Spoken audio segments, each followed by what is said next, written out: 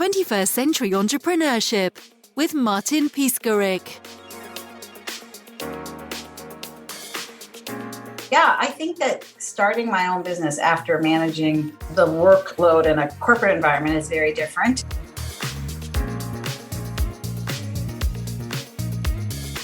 What's interesting to me, and some things you know, and some things you think you know, and some things you don't know. But in my career prior to starting my own business, I managed thousands of people. I had chiefs of staff, heads of PR, head of technology. Loved it. Super interesting. Loved every moment of it. Now that I work for myself, I'm the chief of everything. I'm the chief of making copies, printing, doing my own billing, booking my own clients, scheduling, PR, marketing, and I love it. It's interesting, but it's also really different.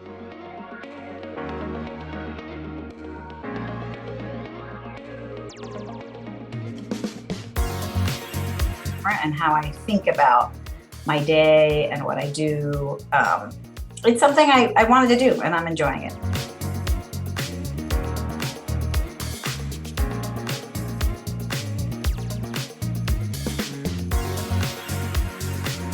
Okay, let's go more into different. So day, tasks, what else?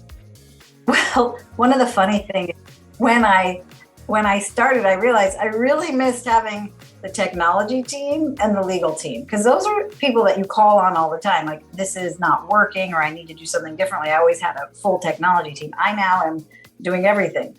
Or a legal team, when I wanted advice on a contract or advice on the deal structure, I now have my own personal attorney, just like my own personal accountant. But there's just my new world of working for myself is having all of my advisors be also in their own businesses. And so they've become my team, if you will, in a very different way than when you're in a company. And so, and the depth of the experience inside a company is huge. There's tons of attorneys to work with and tons of technology people. And here I select what's right for this stage of my career, which are individual contracts with clients. The day is really different. Like I said, it's fun, but it's very hands-on now. Why such a big change after so many years in global world? Is it about work-life balance? What are the reasons? Oh, I think there are a few. One is I always wanted to write a book. That was one thing I always wanted to do. I always wanted to participate in what's happening in the Bay Area in terms of the innovation, startup culture.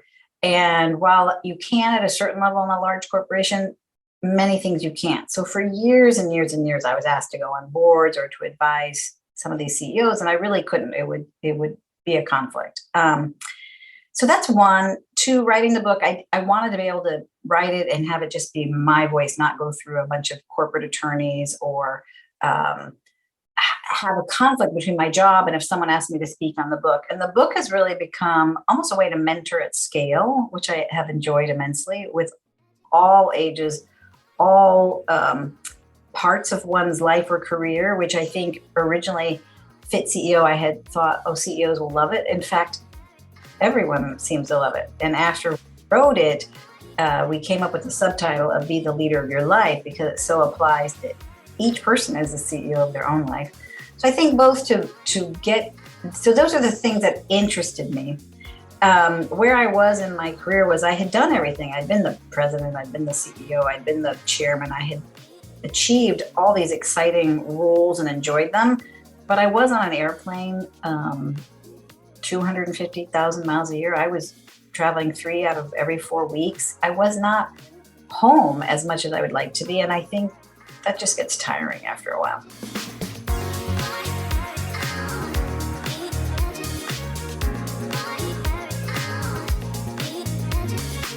You're saying, like, when you start off a business, what amount of balance of your time are you really in a risk-on zone versus a risk-off zone, red or green, out of your comfort zone or in your comfort zone? My guess is, at least for me, I can speak from my experience. I can speak from a lot of my clients' experience as startup CEOs that early on, you're going to be much more in a red zone, maybe orange, depending on how many startups you've had before. Okay, so it's going to be orange or red. If you've started other businesses, it's probably more orange than red. If it's your first time starting a business, it's probably more red. And what I mean by that red or orange zone is your level of like, oh my goodness, I don't know what I'm doing, self-doubt, little fear, like imposter syndrome. There's just a lot of things that every human being goes through when they do something brand new. It's part of the process. I mean, maybe there's some rare exceptions out there that they do something brand new and jump off a cliff and they're not scared, but they should be. And that's too risky, right? If they think they're in the green zone and they're really in the red zone, that's super dangerous. So I think it's good to feel in the red or orange zone because they're signaling to you risk that's important so that you're aware of what you're doing, that you're taking on risk. It could be financial risk. It could be reputational risk. And then you decide how to manage those risks so that you've almost decided your risk appetite, if you will.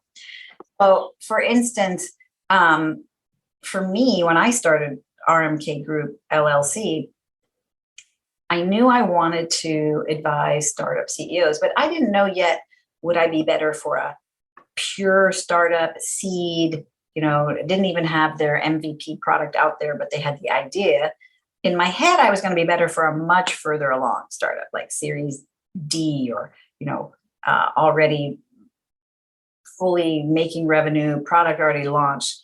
Interestingly, I have clients in all stages and I've enjoyed all. If you had asked me when I started, I would have thought I had to be at the later stage and I had to be always with people that had a certain scale and size, which is true that there's a big value of my experience to those scaling businesses and going international. And if you're scaling and going international, you're of a certain size.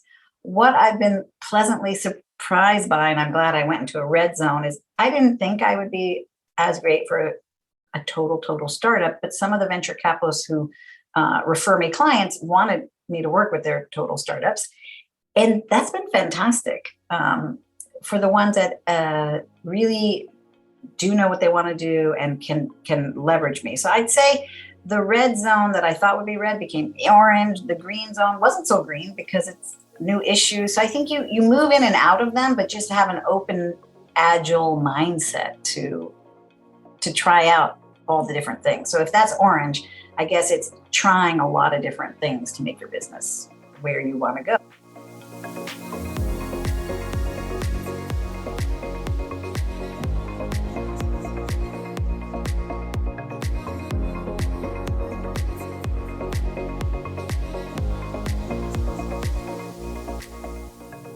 So being alive in corporate America. Well, I used to come into work every day. I have a real positive mindset, which is I get to be here. I don't have to be here. I choose to be here. And the moment I would ever have a mindset of I have to be here, then I'm not alive because I'm not free. So I approach all work as being totally free, and then I'm alive. So whenever someone at work would tell me they were burnt out, or the man or the woman or the boss or the whatever, that people would then make themselves a victim. I'm not a victim, so I try to never take that mindset. If that comes out of me, I'm like, no way, I'm not a victim. I choose to be here. So then I'm alive. I'm choosing to do what I do. So I think that's really important in a corporation. That core means bodies of people, human beings, to never sort of let go and think it's some machine in control, or someone else in control. You're in control. You're the CEO of your own life. You're the CEO of your own job. You choose to come every day. So that's how I approached it and stayed fresh and alive and energetic and never got, you hear people talk about being burnt out and in the rat race. And I think those are all choices. So I chose not to go into those words, right? How does that show itself during the day? So I'm human, and therefore I'm human with everyone I work with. I've had the honor of managing teams of 5,000 people, 1,000 people, 2,000 people. What I love is motivating and inspiring people to be really successful and to completely exceed expectations of clients. So what turns me on is having really happy employees that are motivated, delivering value, with customers who you've exceeded their expectations, so they're really jazzed. And guess what? Your bottom line looks amazing when that's going on. Don't get me wrong. There are many, many days where you have lawsuits and employee problems and customer problems, but it's how you dive into that. I would remind my team that failing an audit would be a gift, not a real great gift, but let's learn from it. Let's get the maximum learning from it. And guess what? You do. The bad things you learn the most from. And customer complaints, we had to read them at my direct reports meetings. We would review customer complaints because the customers tell you where your weak spots are, what's going wrong. And we used to prioritize. We had a customer centricity council that I always ran about what are we going to solve for the customer. And, that just made every day really meaningful and really impactful. And now, feeling alive?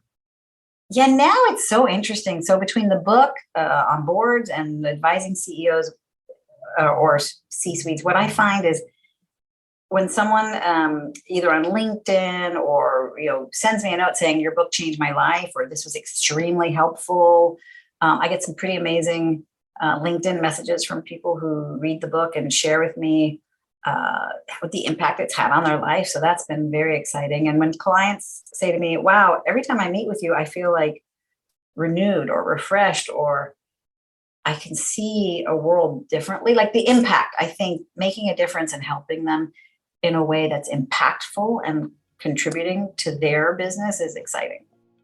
And now you're talking about, let's say, customer focus, and that's actually part of 4-pillar management philosophy you have.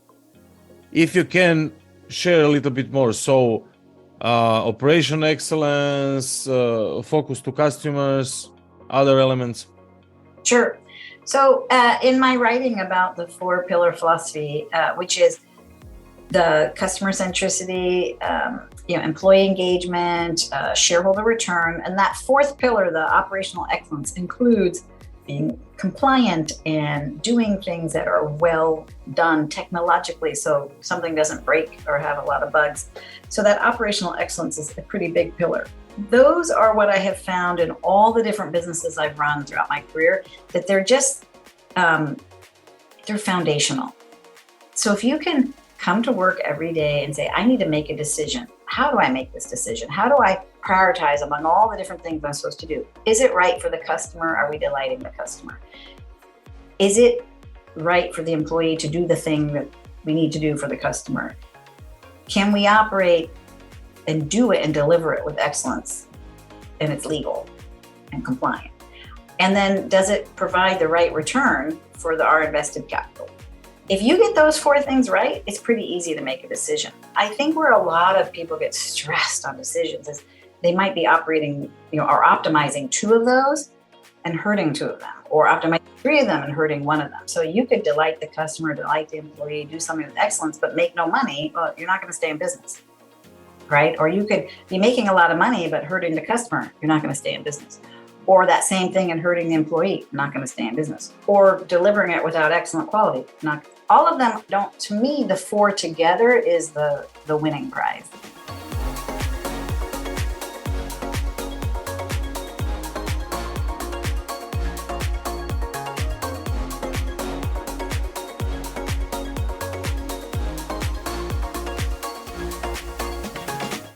There's so many interesting kind of learning stories in my career, but one of them that I think is something that we talk about, but it's different when you live it, is when I took over a business to turn it around. You come in and sometimes you think a turnaround is about cutting costs and you sort of start there. But actually in that turnaround situation, what I saw was the most important thing to fix first was the culture.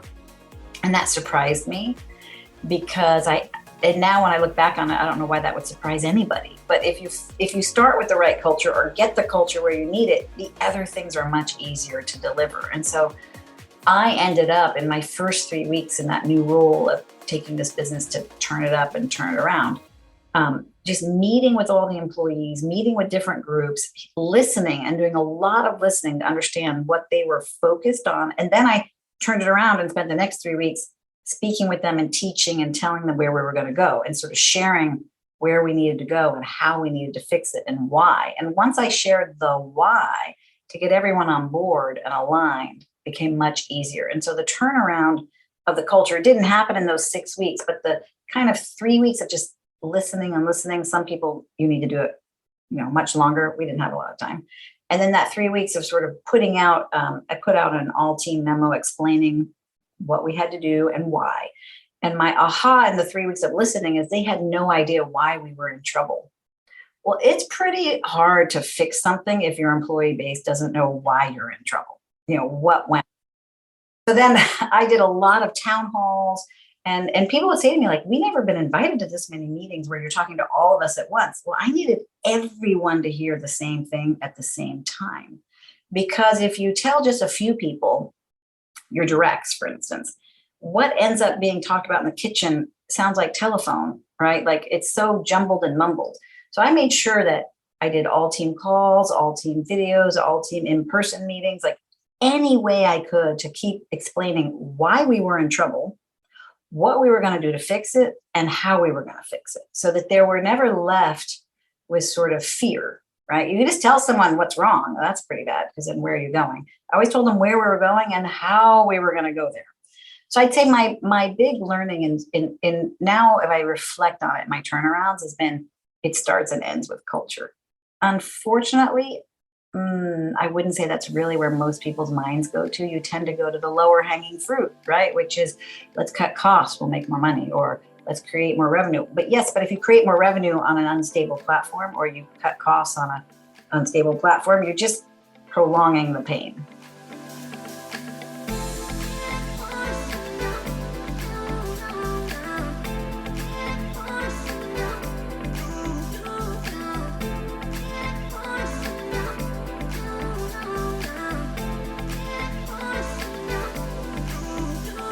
So to the question of being a female leader, female entrepreneur, or a leader or an entrepreneur, in my humble opinion, I'm a leader and I'm an entrepreneur.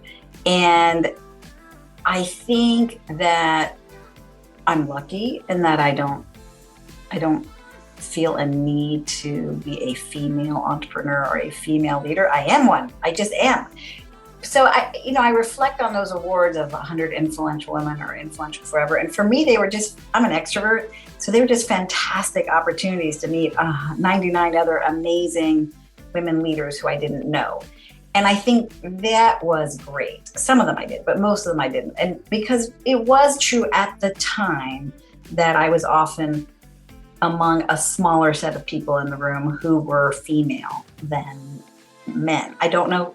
I see it in some industries still, but in the financial services industry, there's a lot of women in leadership, and I'm seeing that everywhere. So I'd say I really think I'm a leader and an entrepreneur, but my advice would be the same for men or women. And it's possible that one group or the other needs it more at a time. I actually think it's more younger versus older. So maybe when you're younger, you need some advice more than when you're older, but maybe not. And the piece of advice that I always give, and I gave it at a lot of these talks, because you get asked, what's your advice for a younger woman? But I think it applies to younger men too, is be you. And when in doubt, be more of you. And what I mean by that is don't try to be someone else. Don't try to be bigger, tougher, meaner, more serious, more intense, more anything than you are. If you're tough and intense, be that. If that's natural to you, be nice also. But and if you're more reserved and quiet, that's okay too. You don't have to be an extrovert to be a great leader, and you don't have to be an introvert to be a great leader. You are you. And if you're a great leader, be you.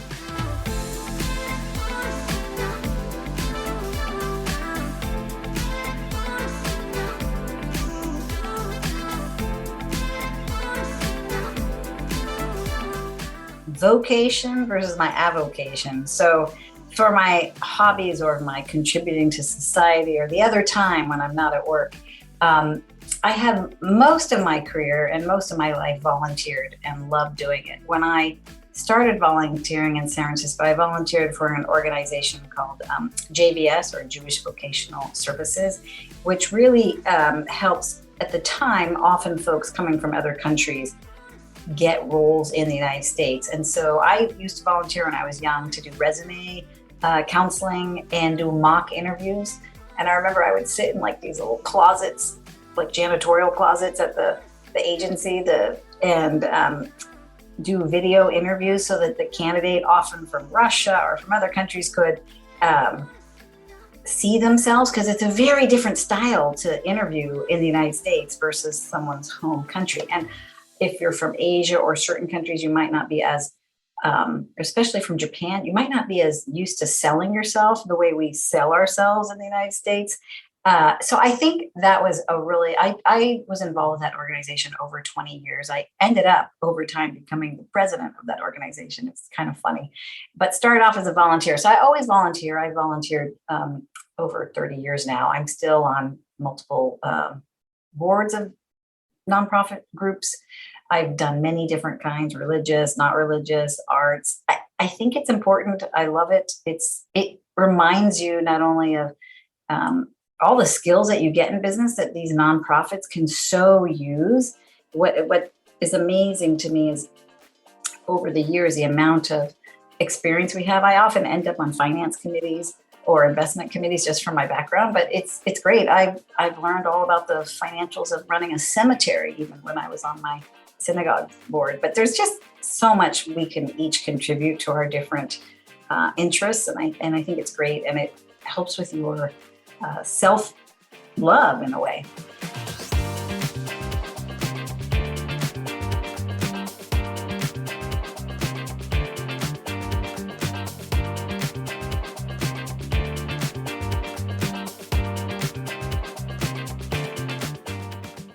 On positive mindset, one of the dreams I had probably 10, 12, 13 years ago was I speak a lot. I spoke a lot at work events. I would be invited by different organizations to speak. And I would notice that people would stand in line after my talk to talk to me. And I'd look around and, well, why are all these people standing in line? Well, they all wanted to know, how did I do it? How did I run a major part of a corporation and have a family and kids and volunteer and be engaged in the community and have friends? Because often I would talk about this whole life that I have. And that's what inspired me and why I wanted to write Fit CEO.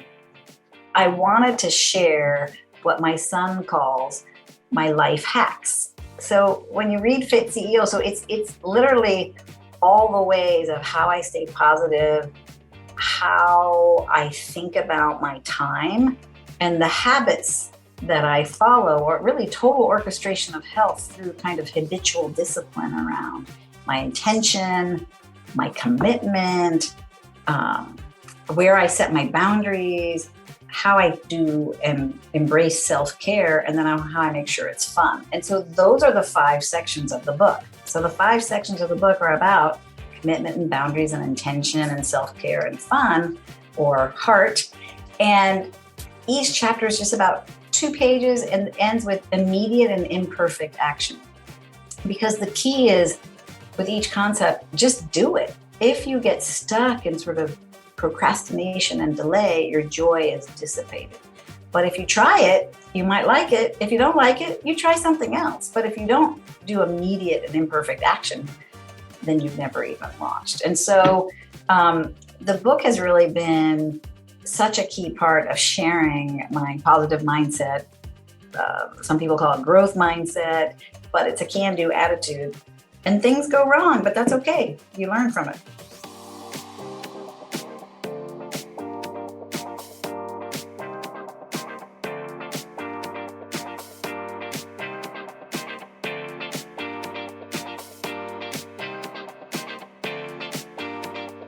I have so many pieces of advice, but one would be, if you want to do it, time box it. If it's really important, time box it.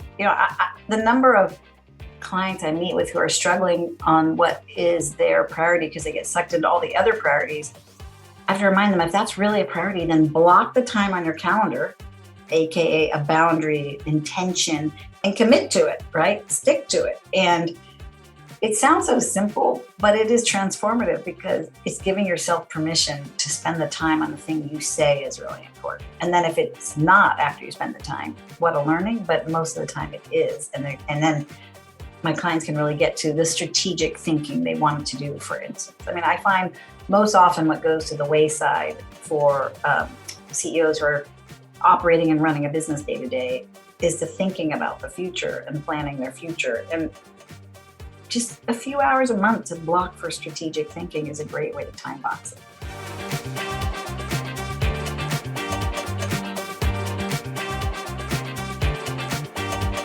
I have two websites. The one for the book is Fit CEO Book, all one word, fitceobook.com. And there you can see the write-ups about the book and buy it from any vendor, but you can also just go to Amazon and click there. But if you want a local bookstore, they will also get it for you. And then for my business, for my advisory and consulting business, rmkgroupllc.com. And you need the LLC. So rmkgroupllc.com. And there you'll see my bio and some samples of things I've done for clients, my 4-pillar philosophy. But also there is where I post some of the things I've written, including the book, but articles I've written, podcasts I've been on, and you can hear my thinking. 21st Century Entrepreneurship with Martin Piskarik.